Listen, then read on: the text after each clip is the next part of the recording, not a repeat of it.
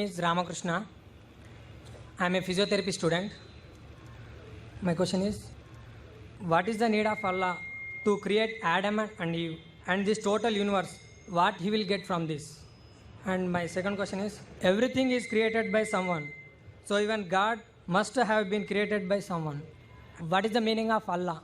Brothers asked three questions. The first question, why did God create Adam and Eve and what was his reason to create all this world and humankind? Allah subhanahu wa ta'ala created Adam and Eve, may peace be upon them both, so that the humankind could come. They were the great-great-grandparents.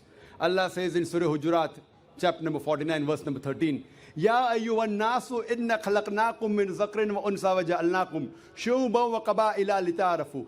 Inna akramakum indallahi atqakum. Inna Allah alimun khabir. O humankind, we have created you from a single pair of male and female and have divided you into nations and tribes so that you may recognize each other, not that you may despise each other. And the most honored in the sight of Almighty God is the person who has taqwa. The criteria to judge any human being, it is not wealth, it's not color, it's not caste, it's not creed, it is taqwa, it is God consciousness, it is righteousness, it is piety. So Adam and Eve, peace be upon them both, they were our great-great-grandparents, of yours also and of mine also, all humankind. Therefore, I call you a brother. We are brothers in humanity. Allah says, Ya you are nas, O humankind. And Allah says in Surah Isra, chapter number 17, verse number 70, وَلَقَدْ كَرَّمْنَا بَنِي آدَمَ. Almighty God has honored all the children of Adam. Whether they are born in India, USA, UK, born in a Hindu family, or a Muslim family, or a Christian family, Allah says He has honored all the Bani Adam. If you are a human being, Allah has honored you.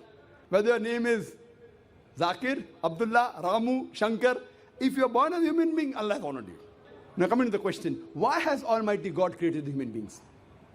Allah has created the human beings because Allah says this is one of His best creation. All the other creations of Allah subhanahu wa ta'ala, they obey Him. We have the angels.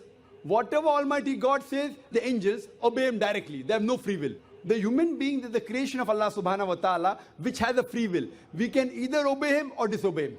So Allah has created such a creation. We are one of His best creation and the best of forms. But we have a choice of either obeying God or disobeying God. If we obey God, we will go to Jannah, we will go to Swarg, we will go to heaven. If we disobey Him, we will go to hell, we will go to Nark. So this is a test for the hereafter. Allah says in Surah Mulk, chapter number 67, verse number 2, Allazi khalaqal mauta wal hayata. It is Allah who has created death and life to test which of you is good in deeds. So this life is a test for the hereafter. So Allah has created the human beings, and Allah says in Surah Dhariyat, chapter number 51, verse number 56, وَمَا خَلَقْتُ الْجِنَّ وَالْإِنسَ إِلَّا لِيَعْبُدُونَ. That we have created the jinn and the men not but to worship Him. So we are supposed to worship, obey the commandment of Allah subhanahu wa ta'ala. So this is the different creation of Allah subhanahu wa ta'ala, which has the free will of even going against Allah subhanahu wa ta'ala or obeying Him. All the other things, the stars, the trees, the mountains, the Quran says they do sajda to Allah subhanahu wa ta'ala, they prostrate to Him, they obey Him. We have a free will. Now when Allah has given a free will, with the free will if we obey Him, we become higher than the angels. With the free will if we disobey Him, we become the partners of the devil. So He's created us for the test for the hereafter. Coming to your second question. Everything has a creator. Who created? God. If anyone says everything has a creator, it is a wrong statement. Every created thing has a creator. The definition of God is He is uncreated. The moment you say who created God, He's not God. The definition of God is He is uncreated. Suppose a person comes and asks you, that brother, my friend John, he was admitted in the hospital. He gave birth to a child. Can you guess, was it a girl or a boy? Can you guess? Try it out. Guess. Can't guess. Why? Can you on the microphone? Can you guess, was it a girl or a boy? Huh? See, brother John, he was admitted in the hospital. He gave birth to a child. Was it a girl or a boy? Can you guess? A 50% chance. Girl or boy? People are laughing. Why? Can you guess? Can't guess. Why? Even if you guess, can you get the answer right? Achha, can you guess? I'll give you two chances. Was it a girl or a boy? Try it out. Girl. Brother, can a man give birth to a child? Ah, there you made a mistake. Same way you made a mistake by asking who created God. A man cannot give birth to a child. So where's the question of it being girl or a boy? See, now you understood.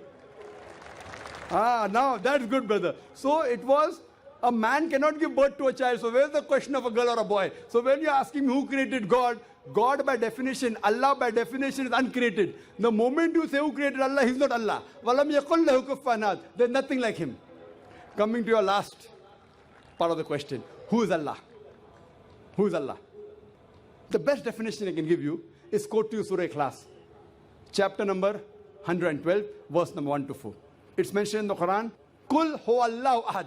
Say He's Allah one and only. Allahu samad. Allah the absolute eternal. Lam yalid wa lam yulad. He begets not nor is he begotten. Walam yakul lahu kufuwan ahad. There's nothing like Him. This is a four-line definition of Allah subhanahu wa ta'ala. Any human being, any person says so and so candidate is God. If that candidate fits in this four-line definition, we Muslims have got no objection in accepting that candidate as God. Four-line definition. This is the litmus test for theology, for the study of God. First is Qul hu Allahu ahad. Say He's Allah one and only. Allahu samad. Allah the absolute eternal. Lam yalid wa lam yulad. He begets not nor is he begotten. Walam yakul lahu kufuwan ahad. There's nothing like Him. If you go to the Hindu scriptures, the same is mentioned in the Hindu scriptures. Kul Huwallahu ahad is mentioned if you read Chandogya Upanishad, chapter number 6, section number 2, verse number 1. Ikkam evidityam. God is only one without a second. Second test. Allahu samad. Allah the absolute eternal. Bhagavad Gita chapter number 10, verse number 3 says, I am known as the Lord of all the worlds, the unbegotten, the beginningless. Third test. Lam yalid wa lam yulad. He begets not nor is begotten. It's mentioned in the Shvetasvatara Upanishad, chapter number 6, verse number 9. Nachasya kasij, janita na chadipa. Of Him there are no lords. He has got no parents. Almighty God has got no father. He has got no mother. And walam yakul lahu kufuwan ahad. There's nothing like Him is mentioned in Shvetasvatara Upanishad, chapter number 4, verse number 19. And Yajurved, chapter number 32, verse number 3, where it says, Na tasya pratima asti. Of that God, there is no pratima, there is no idol, there is no image, there is no photograph, there is no sculpture. Who says that? Yajurved, chapter number 32, verse number 3. Same as, Walam yakul lahu kufuwan ahad. So any person saying so and so candidate is God, if that candidate fits in this four-line definition, we Muslims have got no objection in accepting that candidate as God. For example, some people say, Bhagwan Rajneesh is Almighty God. Once during question answer time, a Hindu told me, we don't believe Bhagwan Rajneesh to be God. I had never said that the Hindus believe Bhagwan Rajneesh is God. I said some people believe Bhagwan Rajneesh to be God. Let us put this Rajneesh to test. First test is, Kul Huwallahu ahad. Say He's Allah one and only. Was Rajneesh one and only? Was he the only man who claimed divinity? There are hundreds of them. And in this country, we have thousands of men who have claimed divinity. He's not the only one. But Rajneesh Bhaksi said, no, he's unique. Let's go to the next test. Allahu samad. Allah the absolute eternal. Was Rajneesh absolute eternal? We know from his biography, from his autobiography, he was suffering from asthma, from diabetes, from chronic backache. Imagine Almighty God suffering from asthma, diabetes, chronic backache. Third test. Lam yalid wa lam yulad. He begets not nor is begotten. Bhagwan Rajneesh was born in Madhya Pradesh. He had a father and mother. In 1981, he goes to America, USA, and he takes thousands of Americans for a ride.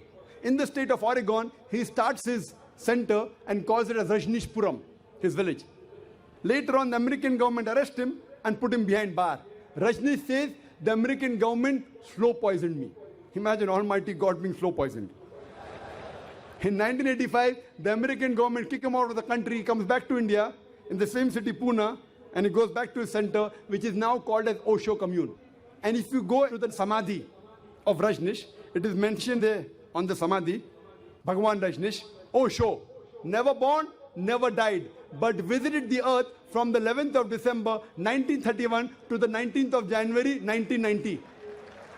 Never born, never died, but visited the earth from the 11th of December 1931 to the 19th of January 1990. They forgot to mention in Samadhi, he was not given visas to 21 countries of the world. Almighty God coming in this world to visit the world and requires visas to go to different countries.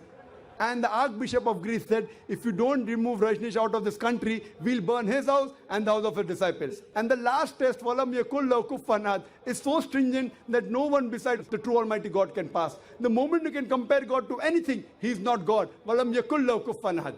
We know Rajneesh, like the human beings, had a beard, one nose, two eyes, 2 ears, 2 hands. The moment you can compare God to anything in this world, he is not God. Walam yakul lahu kufuwan ahad. If someone says Almighty God is 1,000 times stronger than Arnold Schwarzenegger. Might have heard the name of Arnold Schwarzenegger? Have you heard Arnold Schwarzenegger?